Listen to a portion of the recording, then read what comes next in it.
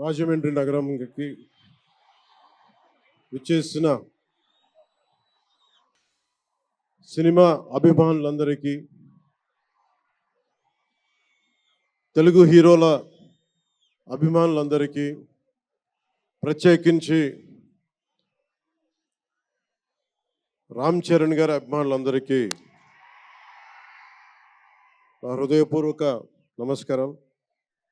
ఇక్కడికి విచ్చేసిన ఆసీనులైన విశిష్ట అతిథులందరికీ మనస్ఫూర్తిగా నా హృదయపూర్వక నమస్కారాలు. ఆంధ్రప్రదేశ్ నలుమూలల నుంచి విచ్చేసిన ప్రజానీకానికి నా హృదయపూర్వక నమస్కారాలు.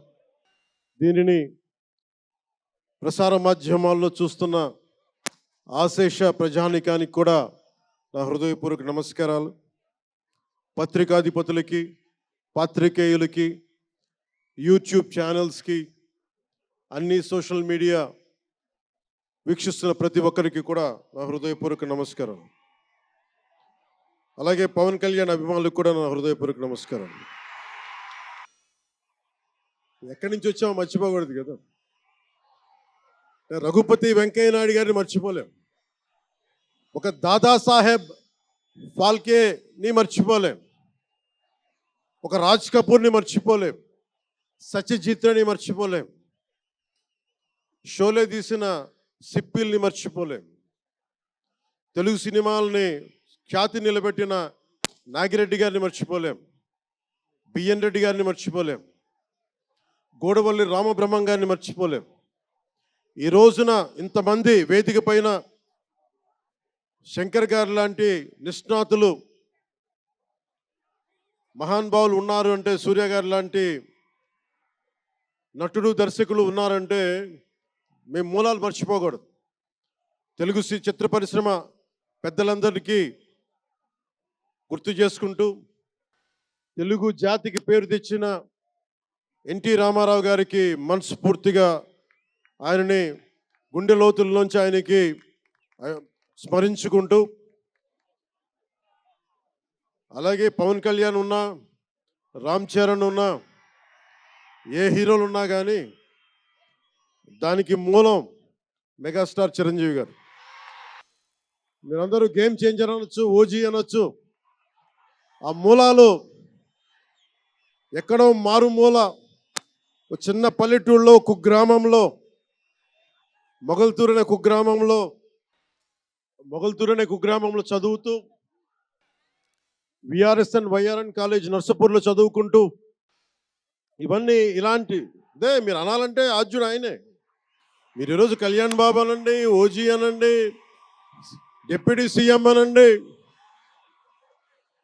ఏదన్నా ఆయనే ఆద్యులు. నేను మూలాలు మర్చిపోను. నేను ఎప్పుడు రఘుపతి వెంకయ్య నాయుడు గారిని మర్చిపోం, దాదాసాహెబ్ ఫాల్కే అవార్డు గ్రహీతను దాదాసాహెబ్ ఫాల్కే గారిని మర్చిపోం. మూలాలు మనం ఎప్పుడు మర్చిపోం. అలాగే మేమందరం రామారావు గారిని మర్చిపోలేం.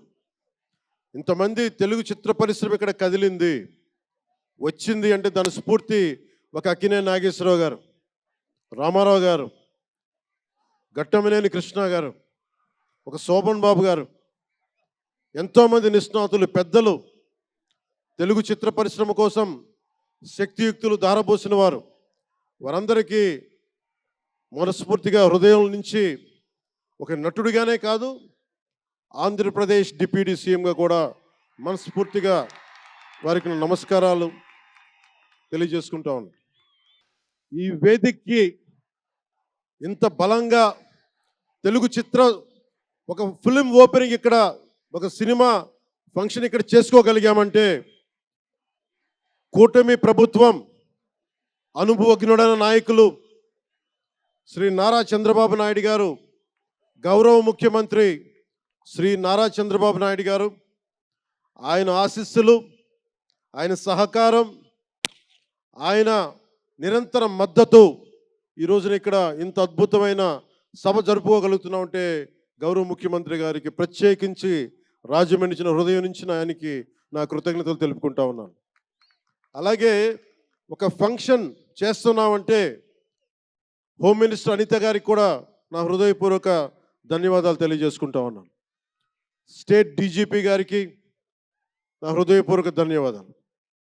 జిల్లా ఎస్పీ గారికి, జిల్లా అధికార యంత్రాంగానికి, జిల్లా కలెక్టర్ గారికి, ప్రతి ఒక్కరికి పేరు పేరున గత 2 రోజులుగా 4 రోజులుగా కష్టపడి మన పర్మిషన్స్ అన్నీ ఇచ్చి ఈ సభని విజయవంతం చేసే నేపథ్యంలో కష్టపడిన ప్రతి ఒక్క అధికారులందరికీ కూడా ప్రత్యేకించి ధన్యవాదాలు.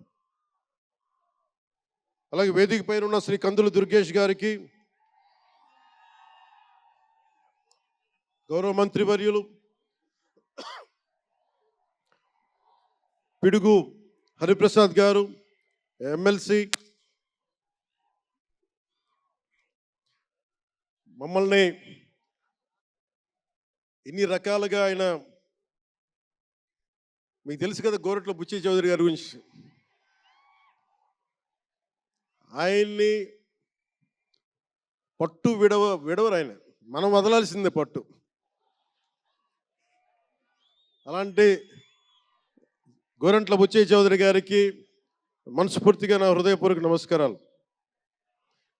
అలాగే యువరక్తంతో రాజమండ్రి రాజకీయాల్లో ప్రజలకి నిరంతరం సేవ చేద్దామని చేస్తే ఆదిరెడ్డి వాసు గారికి నా హృదయపూర్వక నమస్కారాలు. అలాగే నిరంతరం గత పాలనలో ఒత్తిళ్లు ఎదుర్కొని బలంగా నిలబడ్డ రాజనగరం ఎమ్మెల్యే శ్రీ బత్తుల బలరామకృష్ణ గారికి, అలాగే కె శ్రీనివాసరావు గారికి గౌరవ ఎమ్మెల్యే, వారికి నా హృదయపూర్వక నమస్కారాలు. అలాగే Kakinada urban development authority chairman Shri Tummala Babu గారికి నా హృదయపూర్వక నమస్కారాలు. అలాగే నటులు శ్రీకాంత్ గారికి, పృథ్వీ గారికి, నవీన్ చంద్ర గారికి,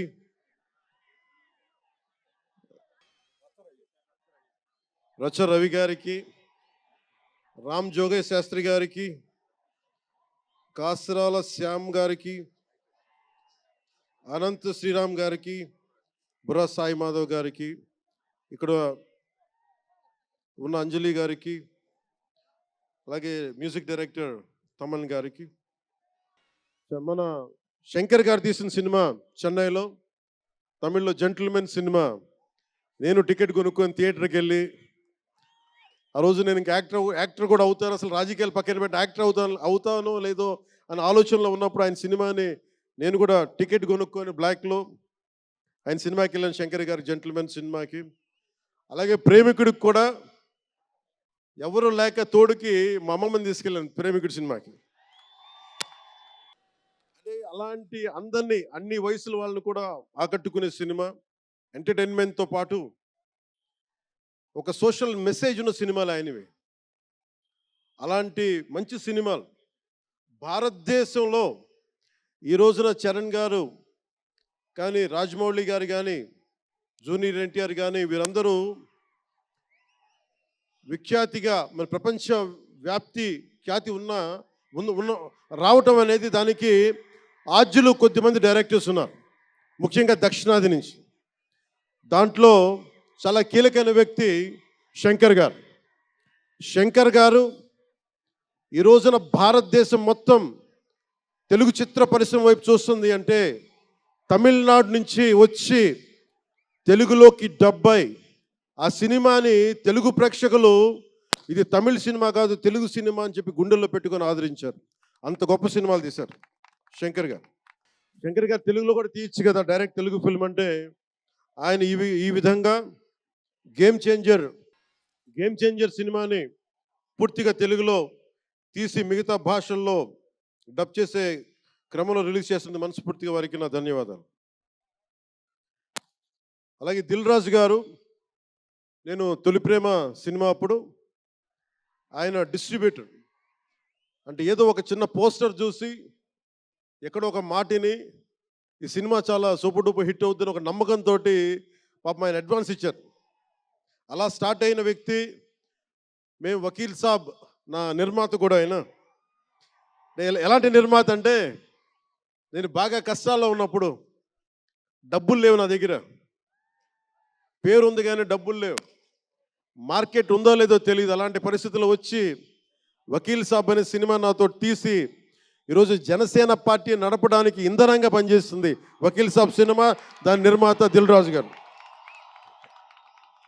సో మనస్ఫూర్తిగా వారికి నా ధన్యవాదాలు. నేను రామ్ చరణ్ ఉన్నప్పుడు, నేను పుట్టినప్పుడు, నేను ఇంటర్ ఎప్పుడు చదువుతున్నాను. ఇంటర్ చదువుతున్నప్పుడు నాకు అన్నయ్యకి అబ్బాయి పుట్టాడని చెప్తే ఇంట్లో నామకరణం చేశారు. నామకరణం చేసినప్పుడు మా నాన్నగారు పెట్టిన పేరు, మా ఇంట్లో అందరికీ ఆంజనేయ స్వామి పేరు రావాలి, మా ఇంటి దైవం అని. రామ్ చరణ్కి రాముడి చరణాల దగ్గర ఉండేవాడు ఎవడో హనుమంతులు, ఆంజనేయ స్వామి. నిత్యం బలం ఉండి కూడా వినయ విధేయతలతో ఉండే వ్యక్తి ఆంజనేయ స్వామి. అంటే ఎంత ఎదిగినా, ఎంత శక్తిమంతుడైనా, అడిమాది అష్టసిద్ధులున్నా తన శక్తి తను తెలియకుండా ఎదిగే కొద్దీ ఒదిగుండే ఆంజనేయ స్వామిలాగా ఇతనికి రామ్ చరణ్ అని పేరు పెట్టాలని చెప్పి మా నాన్నగారు ఆలోచన చేసి తనకి రామ్ చరణ్ అని పెట్టారు. అలాగే రామ్ చరణ్ నాకు, ఎందుకంటే నాకు చిరంజీవి గారు అన్నయ్య కాదు, పితృ సమానులు, తండ్రి సమానులు. మా వదిన నాకు మాతృమూర్తి. సో నాకు రామ్ చరణ్, నేను బాబాయ్ వీటన్నిటికంటే కూడా నాకు ఎప్పుడు ఒక తమ్ముడు.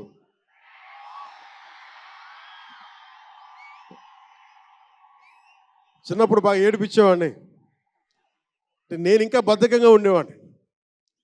అంటే కరెక్ట్గా చెప్పాలంటే నేను తమ్ముడు సినిమాలో నా క్యారెక్టర్ లాగా ఉంటే, రామ్ చరణ్ 7 ఏళ్ల వయసు, నా రెండో కొడుకు అంత వయసు ఉండేది. ఇప్పుడు ఆ వయసులో తెల్లవారుజామున చలిలో హార్స్ రైడింగ్ నేర్చుకోవడానికి మొత్తం ఆ హెల్మెట్తో పాటు అన్నీ పెట్టుకొని, షూస్ అన్నీ సర్దుకొని రాత్రే నేను సోఫాలో పడుకొని ఉంటే వచ్చి పాపం నన్ను లేపి, ఇంకా నేను పడుకునేవాడిని, తను రెడీ అయిపోయి నన్ను లేపి ఒకసారి నేను దింపాల్సి వచ్చేది. ఇష్టంతో కాదు, తప్పక, లేదు తిడతారు ఇంట్లో. అంటే అంత క్రమశిక్షణతో ఉండేవాడు చిన్నప్పటి నుంచి. నాకు రామ్ చరణ్లో నచ్చింది ఏంటంటే, ఇంత ప్రతిభా సమర్థత ఉందని ఎప్పుడు తెలియదు ఎవరికి కూడా. ఇంత శక్తి సమర్థత ఉంది ఈ వ్యక్తులు ఎప్పుడు మాకు తెలియలేదు. ఎప్పుడు ఇతను నేను డ్యాన్స్ చేయటం ఎప్పుడు చూడలేదు నా లైఫ్లో, సినిమాలో తప్ప. సినిమాలో బాగా వ్యక్తిగత జీవితం నేను ఎప్పుడు చూడలే. అసలు మ్యూజిక్ వేస్తే కాలు కూడా ఆడించడు, కానీ అంత అద్భుతమైన డాన్సర్. సుకుమార్ గారి డైరెక్షన్లో రంగస్థలం, నాకు నటన చూసి ఇతనికి బెస్ట్ యాక్ట్ అవార్డు రావాలని మనస్ఫూర్తిగా అనిపించింది. అంటే అంత గొప్ప పెర్ఫార్మెన్స్ చేశాడు. భవిష్యత్తులో ఇతను ఉత్తమ నటుడు కూడా కావాలి, ఉత్తమ నటుడు అవార్డు అందుకోవాలి. ఎందుకంటే తనకి ఇక్కడ పెరగల, ఆంధ్రాలో పెరగల, కీలకమైన సంవత్సరాలన్నీ తమిళనాడులో పెరిగాడు, కొంత హైదరాబాద్లో, తెలంగాణలో పెరిగాడు. ఇక్కడ గోదావరి జిల్లాల తాలూకు భావాలు, కల్చరు ప్రత్యక్షంగా ఎప్పుడు చూడాల. అవన్నీ తెలియకుండా ఆ క్యారెక్టర్లో ఇమిడిపోయి కొన్ని తరాలుగా గోదావరి తీర ప్రాంతంలో పుట్టిన వ్యక్తిగత యాక్ట్ చేసిన విధానం చూస్తే నాకు అమితంగా నాకు నచ్చింది. అంటే అంత గొప్ప నటుడు ఉన్నాడు. చిరంజీవి గారి వారసుడు అలా కాకపోతే ఇంకెలా ఉంటాడు. చిరంజీవి గారికి తగ్గ వారసుడు. తండ్రి మెగాస్టార్ అయితే కొడుకు ఏమవుతాడు? గ్లోబల్ స్టార్ అవుతాడు.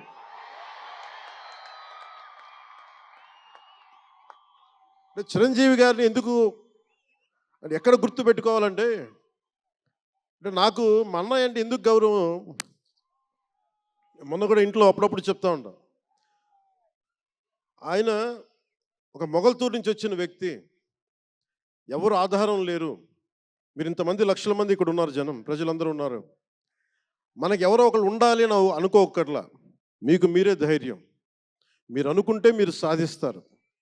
గుండె లోతుల్లో నుంచి నేను సంకల్ప బలం ఉండి దానికి తగ్గ పట్టుదల, కార్యదక్షత ఉంటే మెగాస్టార్ చిరంజీవి గారిలాగా ఎలా సాధించగలరో ప్రతి ఒక్కరూ మీరు కోరుకున్న దాంట్లో సాధించగలరు. అంటే ఆయన ఒక్కడు పెరిగి మా అందరికీ ఆశ్రయం ఇచ్చాడు, ఊతం ఇచ్చాడు. ఆయన ఊతం వల్లే నేను ఈ రోజున మీ అందరికీ కూర్చొని మారుమూల ప్రాంతాల్లో భయపడడానికి, అందరూ భయపడే రోడ్లకి వెళ్ళగలుగుతున్నాను, రోడ్లు వేయడానికి అంటే ఆ మూలాలు చిరంజీవి గారు మాకు నేర్పించిన. అంటే ఇది ఎందుకు చెప్తున్నానంటే, నేను చిరంజీవి గారిని ఎంత కష్టపడేవారు ఆయన కష్టపడి బయటికి వచ్చి ఇంటికి వస్తే నేను అర్ధరాత్రి పూట వెయిట్ చేసేవాడిని అక్కడ సోఫాలో పడుకున్నాను హాల్లో. మా అన్నయ్య గారు ఎప్పుడు వస్తారు, ఆయన ఎంత కష్టపడేవారంటే కనీసం వచ్చి షూలు ఇప్పుకోవడానికి అసలు శక్తి ఉండేది కాదు. అలిసి సొలిసి ఒళ్ళు కుమిలిపోయి, అంటే ఏమంటుందని అసలు కందిపోయి దెబ్బలు తిని, ఎందుకంటే అప్పుడు సేఫ్టీ మెకానిజం లేదు. మన గుండా షూటింగ్ టైంలో మన ఏదో అనకాపల్లి వెళ్తుంటే ఇక్కడే చిరంజీవి గారు చేశారు, ఎవరు ఆయన సన్నిహితులు చెప్తా ఉంటే, ఆ పడిపోయి ట్రైన్ కింద యాక్సిడెంట్లో కాలు ఫ్రాక్చర్ అయ్యి, అలాంటి ఒక సేఫ్టీ లేని పరిస్థితులు ఆయన చేస్తూ ఇంటికి వచ్చేటప్పటికి మాకు చేయగలిగేది ఏంటంటే, మాకు గిల్టీగా ఉండేది. తమ్ముడు సినిమాలో నేను ఎలా ఉండేవాడిని, ఆకతాయిగా తిరుగుతా, అలా నాకు అలా అనిపించేది నా జీవితం. అలా లేననుకోండి, కానీ మా అన్నయ్య వచ్చేటప్పటికి ఏదైనా చేద్దామని తపంతో పాపం ఆయన సాక్స్ తీస్తే కాళ్ళు వాచిపోయాయి. ఆ షూ కూడా వచ్చేది కాదు, చెమటతో తడిచిపోయేది. ఆయన షూలు తీసి ఆయన పాదాలు తుడిచి అది చేస్తే మాకు ఒక చిన్నపాటి ఉపశాంతి మాకు లభించేది. ఎందుకంటే ఇంత కష్టపడుతున్నాడు ఇంతమంది కోసం అనేది. అంటే అలాంటి కష్టాన్ని చూసి పెరిగాడు రామ్ చరణ్. అందుకే ఎందుకు ఆయన గురించి చెప్తున్నానంటే, మేము ఎప్పుడూ దీన్ని అహంకారంగా తీసుకోవాలి. మెగా అభిమానులు ఇలాంటి పదాలు మేము ఎందుకు మాట్లాడమంటే, ఇక్కడ అందరి హీరోల అభిమానులు ఉన్నారు. జూనియర్ ఎన్టీ, మీరు అందరు సినిమాలు చూస్తారు. రామ్ చరణ్ ఒక సినిమాని ఎక్కువ ఇంకొక హీరోని ఇష్టపడచ్చు, ఒక హీరోని ఎక్కువ ఇష్టపడచ్చు. జూనియర్ ఎన్టీఆర్ గారిని ఇష్టపడతారు, అల్లు అర్జున్ గారిని ఇష్టపడతారు, అలాగే ఒక ప్రభాస్ గారిని ఇష్టపడతారు. ఇంకా హీరోస్ పేర్లు అందరూ చెప్పు ఒకసారి, మర్చిపోయి. ఘట్టంనేని మహేష్ గారిని ఇష్టపడతారు. అంటే నేను ఎందుకు అందరి హీరోల అభిమానులని పేరు పేరున, నేను సమయం తక్కువ ఎక్కువ మంచి అందరి హీరోలు పేరు పేరున చెప్తున్నాను. చిన్న చిత్తగా అట్లని చెప్పట్లా. ఎవరైనా సరే, ఏ స్థాయి హీరోలు అయినా సరే వారు ప్రత్యేకించి అభిమానులు ఉంటారు. నాని గారు ఉన్నారు, ఆయనకి ప్రత్యేకించి మా ఇంట్లో చాలామంది అభిమానులు ఉన్నారు. మా సిస్టర్ చాలా నచ్చుతారు మా చెల్లికి నాన్నగారి సినిమాలు.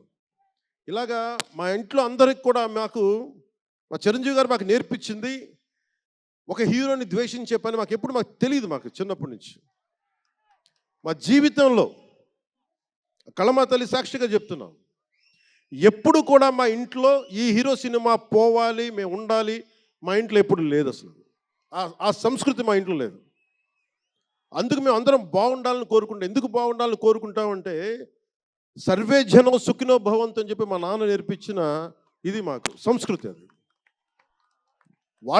మేమే బాగుండాలి, వాళ్ళు బాగుండకూడదు అనుకుంటే ఎకానమీ తిరగాలి, అందరి దగ్గర డబ్బులు ఉండాలి, అందరూ బాగుండాలని కోరుకుంటాం. అలాంటి పరిస్థితుల్లో, అలాంటి వాతావరణంలో పెరిగాం. రామ్ చరణ్ అలాంటి వాతావరణంలో పెరిగిన వ్యక్తి. నాకు చాలా గర్వంగా ఉంటుంది, చాలా ఆనందంగా ఉంటుంది. అతని హార్స్ రైడింగ్ చూస్తే మటుకు నాకు చాలా అసూయ వస్తుంది. నాకు చాలా తక్కువ సందర్భాల్లో నాకు అసూయ వస్తాయి. మొన్న ఈ మధ్యన అరకుకి వెళ్ళినప్పుడు గిరిజన ప్రాంతాల్లో ఉన్న సోదరులను చూసి, ఆ పచ్చని చెట్ల మధ్య వాళ్ళ జీవన విధానాన్ని చూసి నాకు అసూయ వచ్చింది. అలాంటి అసూయ రామ్ చరణ్ని చూస్తే నాకు మగధీరలు అనిపించింది. ఎంత అద్భుతంగా చేస్తున్నాడు అతను. చిన్నప్పుడు నేను కూడా నేర్చుకొని ఉంటే, ఇలా ఇంట్లో కూర్చొని కాళ్ళు బాధ చాపుకొని కూర్చోకుండా, పుస్తకాలు కాకుండా ఇంకేదైనా చేస్తుంటే నేను ఇంత అద్భుతంగా చేసేవాడిని అనిపించేది. ఆ పట్టుదలతోటి నాకు హార్స్ రైడింగ్ నేర్చుకోలేదు జీవితంలో. ఇప్పుడు గబ్బర్ సింగ్ సినిమాకి నాకు హార్స్ రైడింగ్ పెట్టారు. అందరూ ఏమనుకున్నారంటే పవర్ స్టార్ అంటే అన్నీ వచ్చేసి అనుకున్నారు. నాకు తెలియదు అయ్యింది.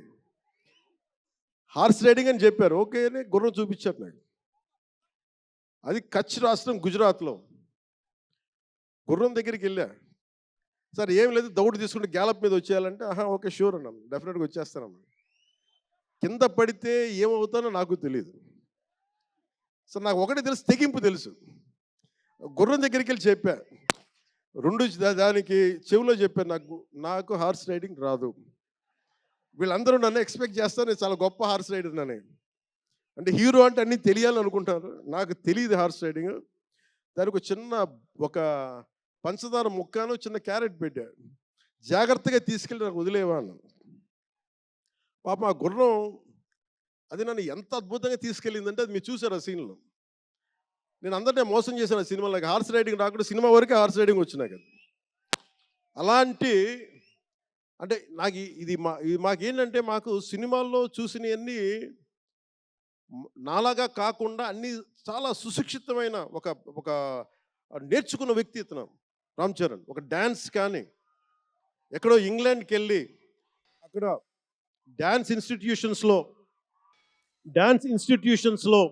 డ్యాన్స్ నేర్చుకొని ఇవన్నీ వచ్చిన వ్యక్తి.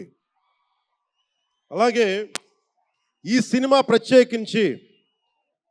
ప్రత్యేకించి చాలా సోషల్ మెసేజ్ ఉన్న సినిమా నాకు అర్థమవుతోంది. పొద్దున్నే ట్రైలర్ చూశాను, గేమ్ చేంజర్ ట్రైలర్ చాలా అద్భుతంగా ఉంది, చాలా బాగా ఆడుతుంది అని చెప్పి మనస్ఫూర్తిగా అందరికీ అభినందనలు తెలియజేసుకుంటూ, ప్రత్యేకించి శంకర్ గారికి నాకు మనస్ఫూర్తిగా అభినందనలు తెలియజేసుకుంటూ, అలాగే తెలుగు చిత్ర పరిశ్రమకు సంబంధించినంత వరకు ఇది ఓజీ గురించి చెప్తాను, లాస్ట్లో చెప్తాను. నేను ఓజీ తర్వాత అంటే మీరు వదలట్లా. మన ముందున్న సినిమా గేమ్ చేంజర్ని బాగా చూడండి. ఎందుకంటే ఈ ఫంక్షన్ ప్రత్యేకించి ఈ మధ్యకాలంలో ఉన్న ఒత్తిడి తెలుసు మీకు. ఒక పబ్లిక్ ఫంక్షన్ అంటే ఎలాంటి ఒత్తిడి ఉంటుందో మీ అందరూ తెలుసు. నేను చాలా ఆలోచించాను, ఈ సమయంలో పెట్టాలా లేదా అంటే సినిమా అనేది 10 మందికి తెలియచేయాలి. దిల్ రాజు గారు లాంటి వాళ్ళు 3 సంవత్సరాలు తీశారు సినిమా. 3 సంవత్సరాలు తీసింది వాళ్ళకి దొరికేది దొరికితే ఒక 10 రోజులు, బడ్జెట్లు ఎక్కువైపోయినాయి. అలాంటి వాటికి మేము చేయగలిగేది ఎక్కువ మందికి తెలియజేసేలాగా ఇది part and parcel of cinema. అందుకని మేము కోరుకుంది చిన్న ఫంక్షన్ చేద్దాం. నన్ను అడిగారు గెస్ట్గా రమ్మని, నేను ఒకటే చెప్పాను, ఇంత పెద్ద ఫంక్షన్ చేయాలా లేదా, ఎందుకంటే మీ అందరికీ తెలుసు నా భయం, మీరు క్షేమంగా వచ్చి క్షేమంగా వెళ్ళాలి అని చెప్పి అహిర్నిశలు ఆకాంక్షించేవాడిని, శ్రమ పడేవాడిని. మీకు చిన్న దెబ్బ తగిలితే నా గుండె గాయం అవుద్ది. అందుకని నేను ఎప్పుడు సినిమా ఫంక్షన్ నేను చేసుకోవడానికి ఇబ్బంది నాకు. ఇందాక కూడా వచ్చినప్పుడు చాలా టెన్షన్తో ఉన్నా, ఎవరికైనా దెబ్బలు తగులుతాయి ఏదైనా అయిపోద్దా అని భయం ఉంది. మనస్ఫూర్తిగా మీ అందరికీ చేతులెత్తి నమస్కరిస్తున్నా, మీరు క్షేమంగా ఇంటికి వెళ్ళాలి. ఎందుకంటే మీ తల్లిదండ్రులు, మీరు ఒక సాయంత్రం ఆనందం కోసం వచ్చింది, దీన్ని విషాదం కాకూడదు. అందుకని మనస్ఫూర్తిగా సినిమాగానే చూడండి.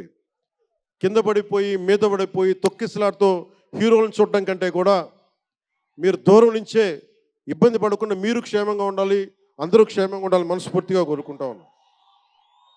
అలాగే అడగగానే టికెట్ రేట్స్ ఎందుకు పెంచాలి, సినిమా రేట్లు ఎందుకు పెంచాలని అడుగుతారు. ఈ రోజున సినిమా రేట్లు పెంచాలి అంటే it's a purely demand and supply. నాకు శంకర్ గారి సినిమా నేనే బ్లాక్లో కొనుక్కొని చూశాను చెన్నైలో. అది నా సరదా, అది అంటే నాకు ఇచ్చిన డబ్బులు నేను కొనుక్కొని చూశాను. ఇప్పుడు ఆ బ్లాక్లో వెళ్ళే డబ్బు ఎవరికి వెళ్ళిపోద్ది. అలా కాకుండా టికెట్ రేట్లు డిమాండ్ అండ్ సప్లై మీద ఉంటుంది. అలాంటి డబ్బులు పెరిగితే మీరు ఇష్టపడి మీ హీరోకో ఏదో ఇష్టమైన సినిమాకో మొదటి రోజే చూడాలనుకుంటారు. That's a demand. అందుకని ఎందుకు ఇంతంటే బడ్జెట్స్ పెరిగిపోయినాయి. తెలుగు సినిమా మొత్తం ప్రపంచపరంగా వెళ్తూ ఉన్నాయి. దీనికి డబ్బులు కావాలి అంటే పెట్టుబడులు కావాలి, మార్కెట్స్ పెరిగినాయి. అలాగే పెరిగిన ప్రతి రూపాయికి 18% జిఎస్టీ కడతాం. ప్రభుత్వానికి ట్యాక్స్ వస్తుంది. పెరిగిన ప్రతి రేటుకి ట్యాక్స్ వస్తుంది. ఇదేదో ఉట్టినా ఇవ్వట్లేదు ప్రభుత్వం. ప్రతి ఒక్కరికి ఏముంటుందంటే దీని ఒక ఫాల్స్ నెరేటివ్ ఉంది బయట. నా సినిమాకి టికెట్ రేట్లు పెంచకపోగా తగ్గించేశారు భీమ్లా నాయక్కి. ఇప్పుడు చాలామంది హీరోస్ అందరూ కూడా వాళ్ళెవరూ కూటమికి మద్దతు చెప్పలేదు, కానీ మేము ఎక్కడ వివక్ష చూపించాల. అందరూ బాగుండాలని కోరుకుంటాం. ఎందుకంటే చిత్ర పరిశ్రమకి మొన్న దిల్ రాజు గారు కూడా చెప్పారు, చిత్ర పరిశ్రమకి రాజకీయ రంగు పులమటానికి మాకు ఇష్టం లేదు. Though I belong to NDA, though I'm head of Janasena party, cinema should be treated as a separate entity. No politics should seep into cinema. Milton Friedman అనే ఒక ఎకానమిస్ట్ ఒక చిన్నపాటి పెన్సిల్ని ఇలా చూపిస్తూ, ఈ పెన్సిల్ని తయారీకి ఈ కనిపించే టిప్పు ఈ మెటీరియల్, దీని లోపల ఉండే గ్రాఫైటు ఈ మెటీరియల్, ఇవన్నీ ఒక్కొక్కటి చెప్పుకుంటూ దీనికి వెనక పెన్సిల్ ఉండే రబ్బరు ఇది ఎక్కడి నుంచి వస్తుంది ఇలా చెప్పుకుంటూ వెళ్తా, ఇది ఒక్క ప్రాంతం నుంచి రాలా, అనేక దేశాల నుంచి. గ్రాఫైట్ ఏమో ఎక్కడ వేరే కంట్రీస్ నుంచి. ఈ పెన్సిల్కి పెట్టిన మన బ్రాంజ్ రిబ్బన్ను అదేమో వేరే చైనా నుంచో లేదంటే ఏషియా నుంచి. ఈ చేసిన వాళ్ళందరూ ఒక మతం కాదు, ఒక కులం కాదు, ఒక దేశం కాదు, ఒక చిన్నపాటి పెన్సిల్కే ఒక రకరకాల వ్యక్తులు రకరకాల దేశాలు కలిసి రావాలి.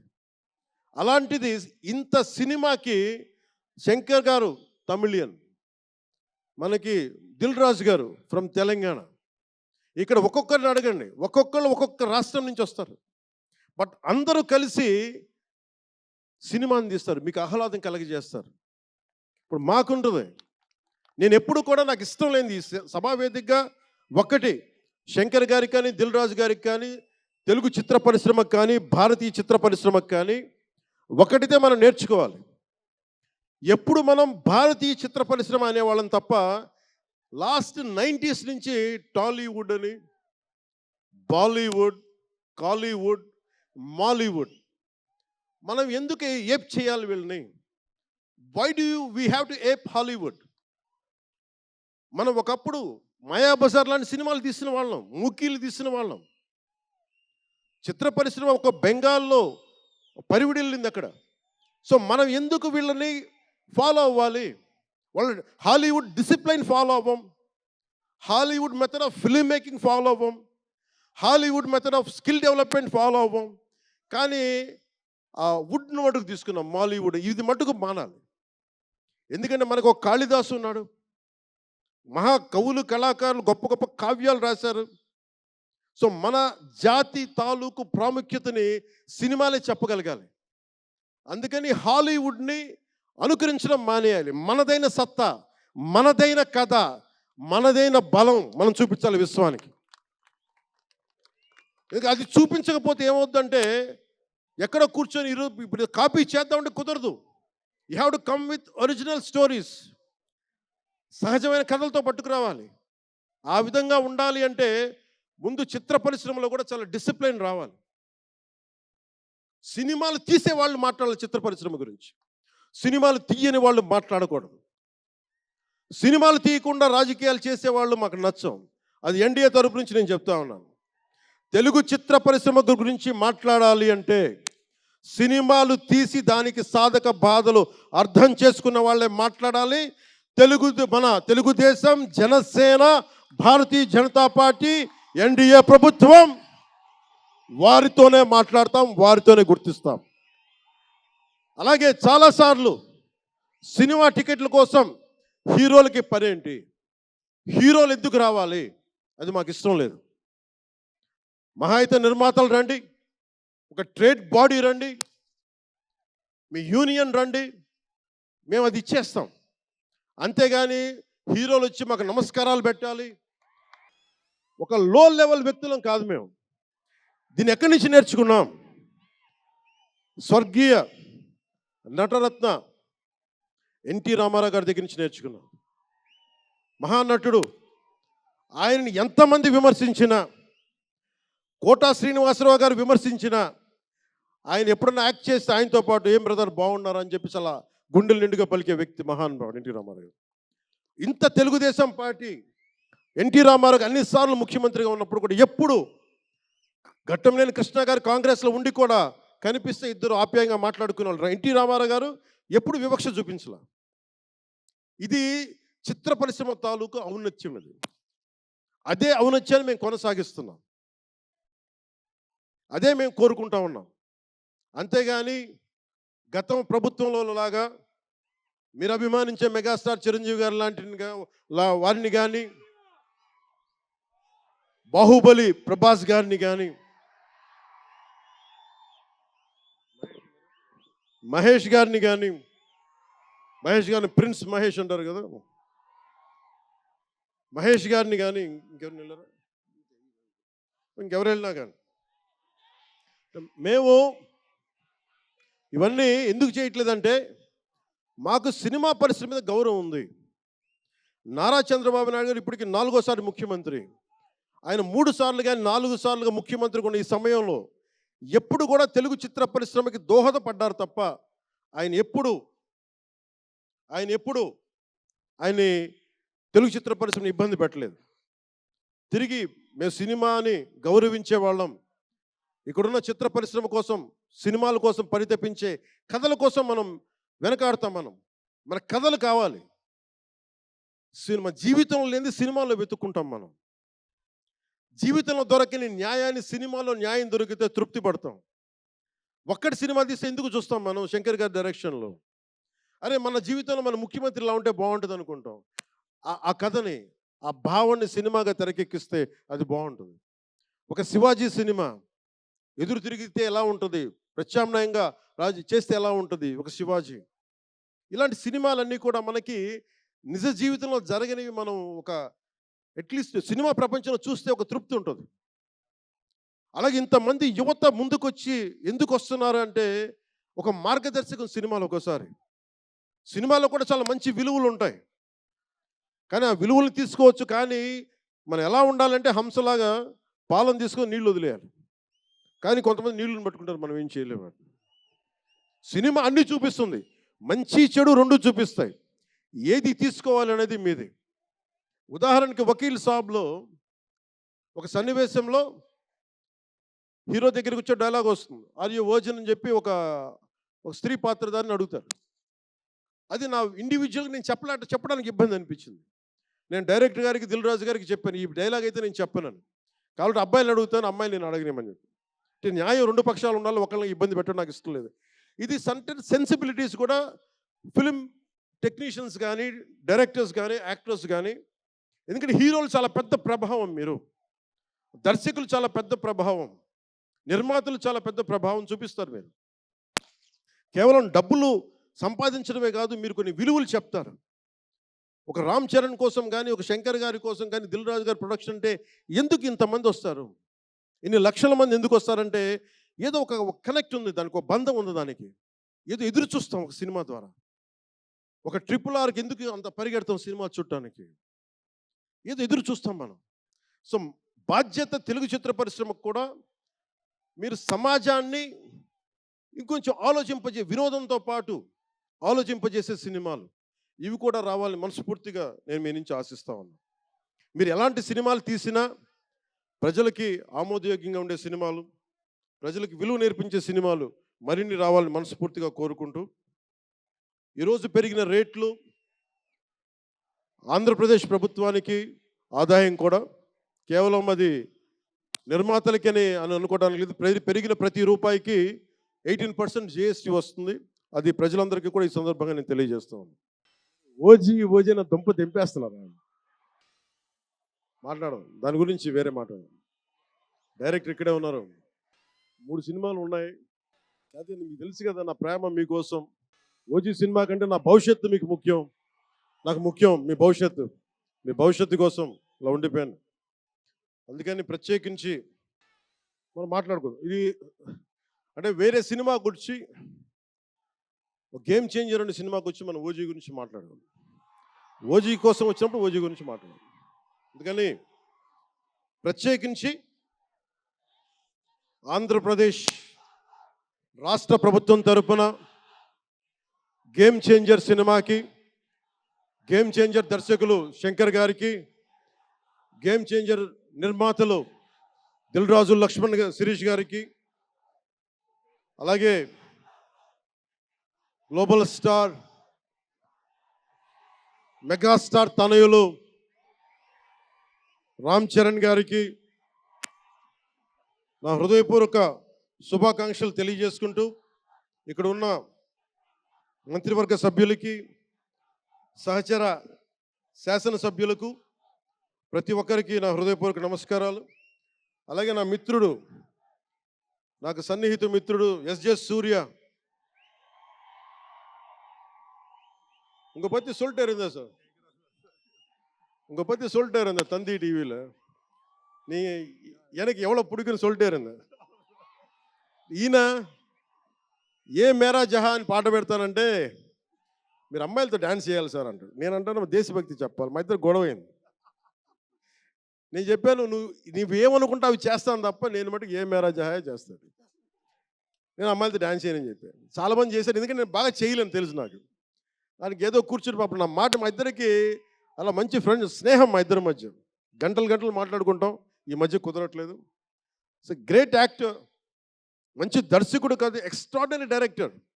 నా కోపం ఏంటంటే డైరెక్షన్ వదిలేశాడు. ఎప్పుడు పైన విటిటా నీ direction, you are such a fantastic and fabulous director. And okay, that's fine. ఆయన డ్రీమ్ ఏంటంటే I want to be an actor అనేవాడు. ఇప్పుడు హీ ఫుల్ఫిల్, ఆయన సాధించుకున్నారు. అందరి మనసులు దోచుకున్న నటుడయ్యారు. మనస్ఫూర్తిగా వారికి నా అభినందనలు తెలియజేస్తా ఉన్నాను. మీ అందరికీ మరోమారు ధన్యవాదాలు తెలియజేసుకుంటూ, all my best wishes to Game Changer, all my best wishes to Shankar ji, best wishes to Dil Raju గారు, my love, my best wishes to all the actors. కొత్త సంవత్సరంలో బాక్స్ ఆఫీస్ బద్దలైపోవాలి.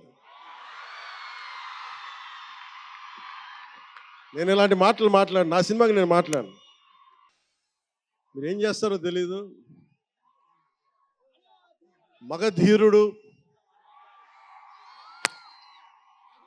అల్లూరి సీతారామరాజుగా మొత్తం జీవించేశాడు.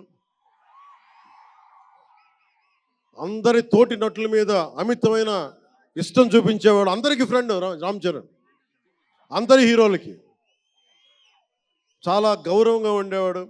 సంవత్సరానికి 100 రోజులు, మా నాన్న ఏ పేరు మీద ఏం తలుచుకొని పెట్టాడో తెలియదు కానీ 100 రోజులు, సంవత్సరంలో 365 రోజులు, కనీసం 100 రోజులు అయ్యప్ప స్వామి మాల అంటాడు, ఆంజనేయ స్వామి మాల అంటాడు. ఎందుకురా చేస్తామంటాను అప్పుడప్పుడు. క్షమించాలి రామ్ చరణ్ గారు రే అంటున్నందుకు, పర్లేదు కదా.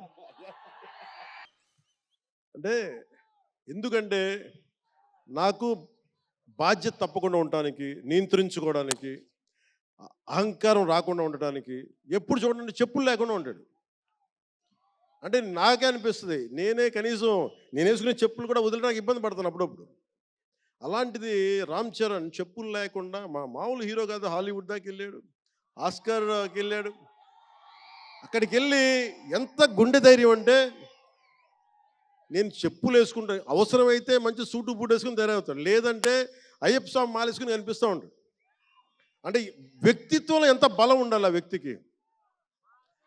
అందుకని అలాంటి రామ్ చరణ్ మంచి 16 అణాలు తెలుగువాడు, మా బంగారం, నా తమ్ముడు. ఒక తల్లికి పుట్టకపోయినా కానీ నా తమ్ముడు ఎప్పుడు ఎదిగే కొద్దీ ఒదిగుండేవాడు.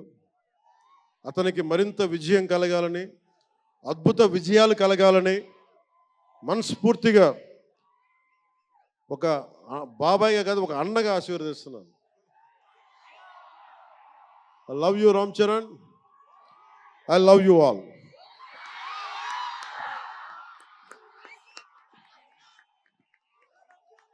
నేను ఒకటే కోరుకుంటున్నా, యువత మీ అందరికీ మొన్న మాట్లాడుతూ ఉన్నా, మీ బైకుల్లో మీరు చేసే గోల ఉంటుంది చూసారా మీరు. నేను మొన్న మాట్లాడుతూ ఉన్నా, ఇప్పుడు ఈ ఫంక్షన్ లేదు, సినిమాలు లేవు, ఏం చేస్తారు చెప్పండి? ఉద్యోగాలు ఉపాధి కూడా కానీ టైం పడుద్ది. కనీసం సినిమాకి వెళ్ళి చొక్కా దించుకొని అరవకపోతే, బైకులు తీసుకొని అవి సైలెన్సర్ దాన్ని ఆ యాక్సిలేటర్ పెంచకపోతే ఆ ఎనర్జీ ఎటు వెళ్తుంది?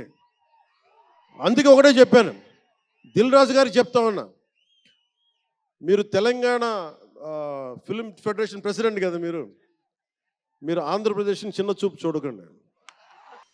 అదొకటే నేను కోరుకుంటా ఉన్నా. నేను ఆ 2 కళ్ళు అని నేను నమ్మను, కానీ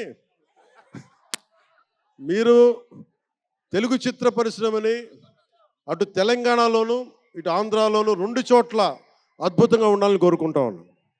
ముఖ్యంగా ఆంధ్రప్రదేశ్ యువతకి, మీరు ఇంతమంది యువతను చూస్తూ ఉన్నారు, వీళ్ళకి స్టంట్ స్కూల్స్ పెట్టండి. మా వాళ్ళు బైక్లు వేసుకొని తిరుగుతూ ఉంటారు, గోల్ చేస్తూ ఉంటారు.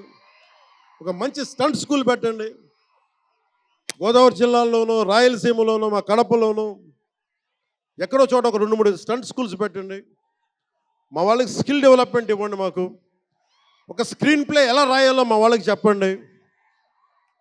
ఒక రాజమౌళి గారు వచ్చి చెప్పమని చెప్పండి. త్రివిక్రమ్ గారిని వచ్చి క్లాసులు తీసుకోమని చెప్పండి మా వాళ్ళకి. ఒక తమన్ లాంటి మనకి మ్యూజిక్ దర్శకులు కానీ, కీరవాణి గారు కానీ, అలాంటి వాళ్ళందరికీ వచ్చి వాళ్ళ స్కిల్ డెవలప్మెంట్ నేర్పించమని చెప్పండి.